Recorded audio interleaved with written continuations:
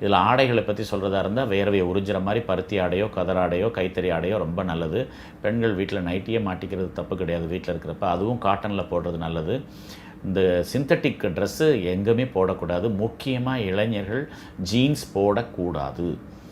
Jeans போடுறதா இருந்தால் ஏசியிலே இருந்து, ஏசி கார், ஏசி வீடு, ஏசி ஆஃபீஸ்னால் போடுங்க. ஆஃபீஸில் 12 மணி நேரம் நைட்டில் ஏசியாக இருக்கா போட்டு வந்து உடனே கலத்துற மாதிரி பார்த்துக்குங்க. பகலில் இருந்தாலும் அதே தான். ஆனால் எல்லா நேரமும் நான் ஜீன்ஸ் போடுறத ஒரு எனக்கு பழக்கம், என்கிட்ட ஜீன்ஸ் தவிர எதுவும் இல்லைன்னா அதை மாதிரி ஒரு முட்டாள்தனம் இருக்க முடியாது. ஏன்னா தொடை இடுக்குகளில் வேர்வை அதிகமாக வர்றத இப்போ இந்த கோடைக்கு வெளியில் வரும். ஆஃபீஸ்லேருந்து வெளியில் வந்து இன்னும் அதிகமாக வேர்க்கும். அது உறிஞ்சாமல் போச்சுன்னா எல்லா தரமானவர்களுக்கும் ஆணுக்கும் பெண்ணுக்குமே அந்த இடத்துல வந்து ஒரு ஃபங்கஸ் இன்ஃபெக்ஷன், காளான் நோய் ரொம்ப அதிகமாக பாதிக்கிற நேரம் இதுதான். நல்லா அந்த நோய்கள் ஏற்கனவே இருக்கிறவங்க கூட காளான் நோய்க்கான பவுடர் இருக்குது, டால்க்ஸ் பவுடர்ஸ் இருக்குது. அந்த பவுடரை யூஸ் பண்ணிட்டு தான் நீங்கள் ஜீன்ஸ் பேண்ட்லாம் அவசரத்துக்கு போடணுன்னா கூட போடுறது நல்லது.